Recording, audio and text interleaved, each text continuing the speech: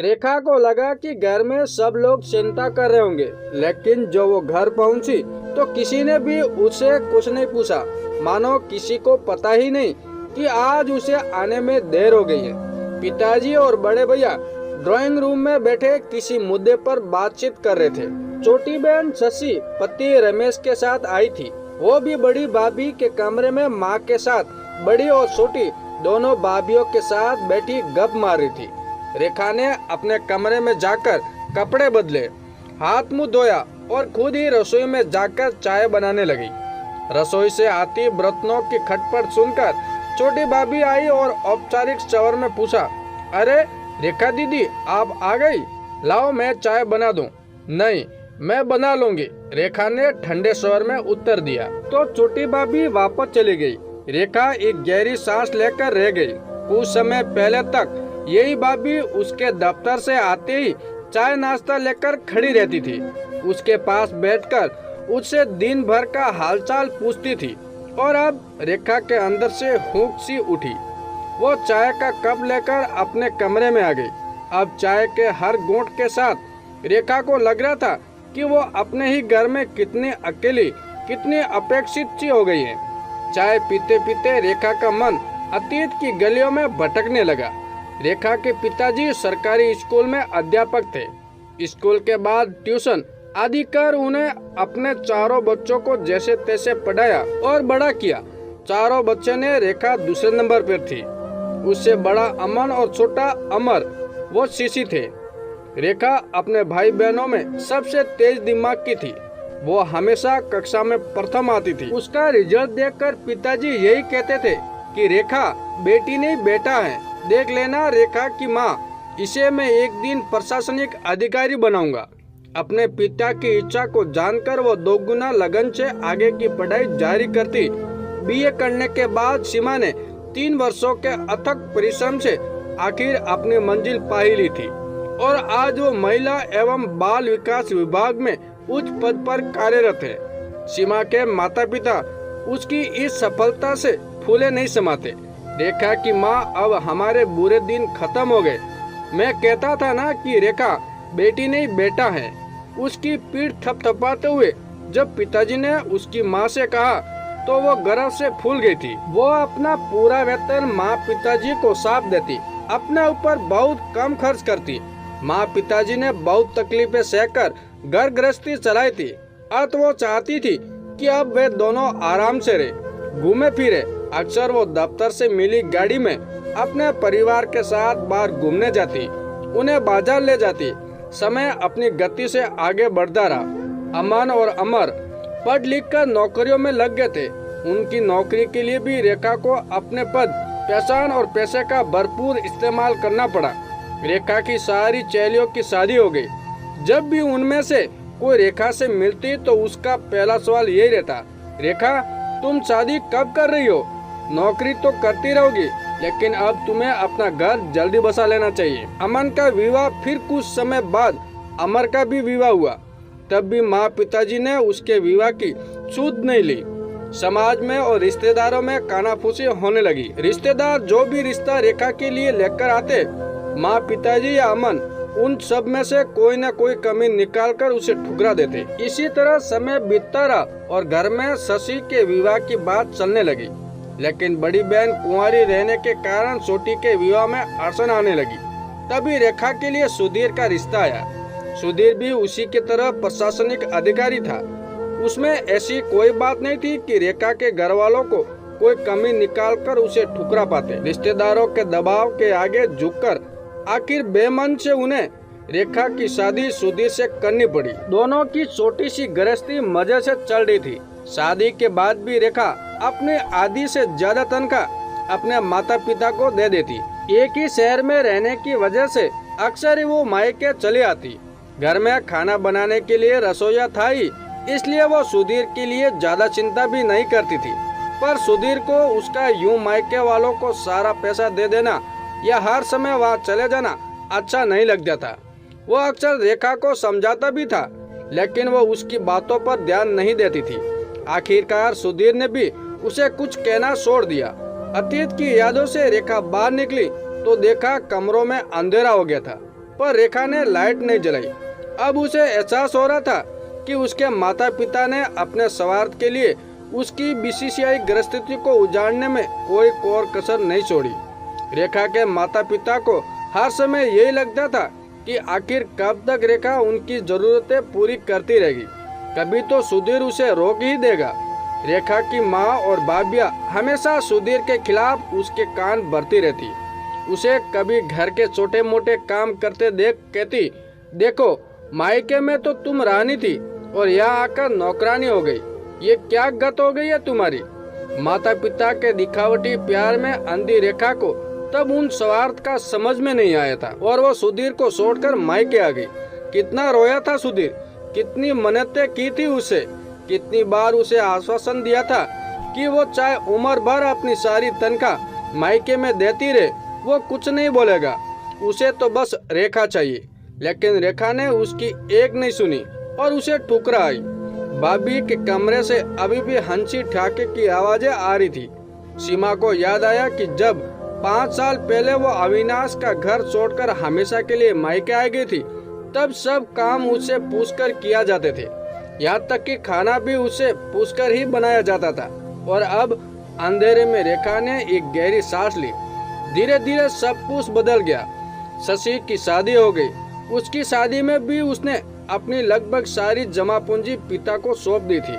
आज वही शशि माँ और भाभियों में ही मगन रहती है, अपने ससुराल के किस्से सुनाती रहती। दोनों भाभियाँ, भैया, माँ और पिताजी, बेटी व दामाद के स्वागत में उनके आगे पीछे घूमते रहते और रेखा अपने कमरे में अपेक्षित सी पड़ी रहती। शशि के नन्हे बच्चे को देखते उसके दिल में एक टिच सी उठती। आज उसका भी नन्हा बच्चा होता, पति होता, अपना घर होता। दूसरे दिन दफ्तर में रेखा का मन पूरे समय सुधीर के इर्द गिर्द घूमता रहा। उसे अपने किए पर आज पछतावा हो रहा था। लंच में उसकी चहेली राधा उसके कमरे में आ बैठी। अक्सर दोनों साथ साथ लंच करती थी। क्या बात है रेखा, राधा ने कहा, मैं कुछ दिनों से देख रही हूँ कि तू बहुत ज्यादा परेशान लग रही है। राधा ने लंच करते हुए समय जब अपनेपन से पूछा तो रेखा अपने आप को रोक नहीं पाई। घर वालों के अपेक्षापूर्ण और स्वार्थी रवैया के बारे में उसे सब कुछ बता दिया। देख रेखा, मैंने तो पहले भी तुझे समझाया था कि सुधीर को छोड़कर तूने अच्छा नहीं किया, पर तू मायके वालों के स्वार्थ को प्यार समझ बैठी थी और मेरी एक नहीं मानी। अब हकीकत का तुझे भी पता चल गया ना। मुझे अपनी गलती का एहसास हो गया है। मेरी आंखें खुल गई है। रेखा की आंखों से आंसू धुलक पड़े। अब जाकर आंखें खुली है तेरी। लेकिन जब सुधीर ने तुझे मनाने और घर वापस ले जाने की इतनी बार कोशिशें की, तब तो बेचारा मन मनाकर थक गया। राधा का स्वर कड़वा सा हो गया। मैं अपनी गलती मानती हूँ। अब बहुत सजा भुगत चुकी हूँ मैं। मेरे पास अपने कहने का कोई नहीं रहा। मैं बिल्कुल अकेली रह गई हूँ। राधा, इतना कहकर रेखा फपक फपक कर रो पड़ी। रेखा को रोते देख राधा का मन पिघल गया।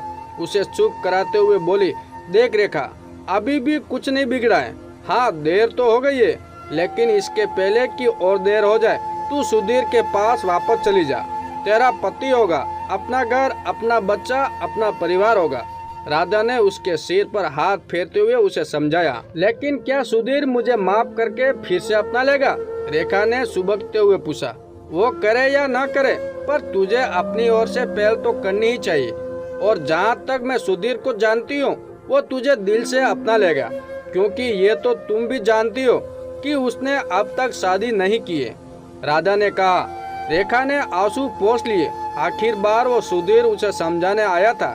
तब जाते जाते उसने रेखा से यही कहा था कि मेरे घर के दरवाजे तुम्हारे लिए हमेशा खुले रहेंगे और मैं जिंदगी भर तुम्हारा इंतजार करूंगा।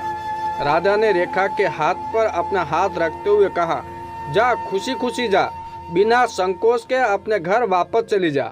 बाकी तेरी बहन की शादी हो चुकी है, भाई कमाने लगे हैं, पिताजी को पेंशन मिलती है, उन लोगों को अपना घर चलाने दे। तू जाकर अपना घर संभाल। एक नई जिंदगी तेरी राह देख रही है। क्या करे क्या न करे, इसी उहापोह में दिवाली बीत गई।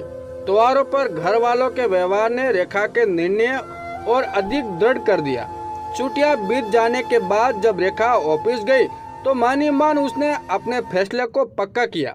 अपने जो भी जरूरी कागजात व अन्य सामान था उसे रेखा ने अपने ऑफिस के बैग में डाला और ऑफिस चली गई। ऑफिस में राधा से पता चला कि सुधीर शहर में ही टूर पर नहीं गया है, शाम को घर पर ही मिलेगा। शाम को ऑफिस से निकलने के बाद रेखा ने ड्राइवर को सुधीर के घर चलने के लिए कहा। हर मोड़ पर उसका दिल धड़कता उड़ता कि पता नहीं क्या होगा। सारे रास्ते रेखा सुख और दुख की मिली-जुली स्थिति के बीच झूलती रही। 10 मिनट का रास्ता उसे 10 साल का लंबा लगा था। गाड़ी सुधीर के घर के सामने जाकर रुकी। धड़कते दिल से रेखा ने गेट खोला और कांपते हाथों से दरवाजा की घंटी बजाई। थोड़ी देर बाद ही सुधीर ने दरवाजा खोला। रेखा, तुम आज अचानक? आओ आओ, अंदर आ जाओ। सुधीर रेखा को देखते ही खुशी से कांपते स्वर में बोला। उसके चेहरे की चमक बता रही थी कि रेखा को देखकर वो कितना खुश है। मुझे माफ कर दो सुधीर, घर वालों के झूठे मुंह में पड़कर मैं तुम्हें बहुत तकलीफ पहुंचाई हूँ, बहुत दुख दिए। पत्नी होने का कभी कोई फर्ज नहीं निभाया मैंने, लेकिन आज मेरी आंखें खुल गई। क्या तुम मुझे फिर से? रेखा ने अपना बैग नीचे रखते हुए पूछा तो आगे के शब्द आंसुओं की वजह से गले में ही फंस गए। नहीं नहीं रेखा, गलती सभी से होती है। जो बीत गया उसे बुरा सपना समझकर भूल जाओ। ये घर और मैं आज भी तुम्हारे ही हैं। देखो, तुम्हारा घर आज भी वैसा का वैसा ही है। सुधीर ने रेखा को अपने सीने से लगा लिया। रेखा का जब सारा गुबार आंसू में बह गया तो वो सुधीर से अलग होते हुए बोली, मैं अपने मायके वालों के प्रति अपना आखिरी कर्तव्य पूरा कर आती हूँ। वो क्या रेखा? सुधीर ने आश्चर्य और आशंका से पूछा। उन्हें फोन तो कर लूं कि मैं अपने घर आ गई, वो मेरी चिंता न करे, रेखा ने हंसते हुए कहा। तो सुधीर भी हंसने लगा। हेलो, कौन? माँ। रेखा ने मायके फोन लगाया तो उधर से माँ ने फोन उठाया। हाँ रेखा, तुम कहाँ हो? अभी तक घर क्यों नहीं पहुँची? माँ, मैं घर पहुँच गई हूँ, अपने घर, सुधीर के पास। ये क्या पागलपन है रेखा? ये सुनते ही रेखा की माँ बौखला गई। इस तरह से अचानक ही तुम? माँ और कुछ कहती इससे पहले ही रेखा ने फोन काट दिया। अपने नए जीवन के शुरुआत में वो किसी से उल्टा सीधा सुनकर अपना मूड खराब नहीं करना चाहती थी। उसे प्यास लगी थी। पानी पीने के लिए रेखा रसोई में गई तो देखा एक थाली में सुधीर दीपक सजा रहा है। ये क्या कर रहे हो सुधीर? रेखा ने कौतूहल से पूछा। दिए सजा रहा हूँ, सुधीर ने उत्तर दिया। लेकिन दिवाली तो बीत चुकी है। हाँ, लेकिन मेरे घर की लक्ष्मी तो आज आई है, तो मेरी दिवाली तो आज ही है, इसलिए उसके स्वागत में ये दिए जला रहा हूँ। सुधीर ने रेखा की तरफ प्यार से देखते हुए कहा तो रेखा का मन भर आया। अब वो पति पत्नी के इस अटूट स्नेह संबंध को हमेशा हृदय से लगाकर रखेगी। ये सोचकर वो भी दिए सजाने में सुधीर की मदद करने लगी। देर से ही सही उनके जीवन में प्यार लौट आया था। दोस्तों, ये कहानी आपको कैसी लगी कमेंट करके जरूर बताएं और हमारे चैनल पे नए हो तो हमारे चैनल को सब्सक्राइब जरूर कीजिएगा।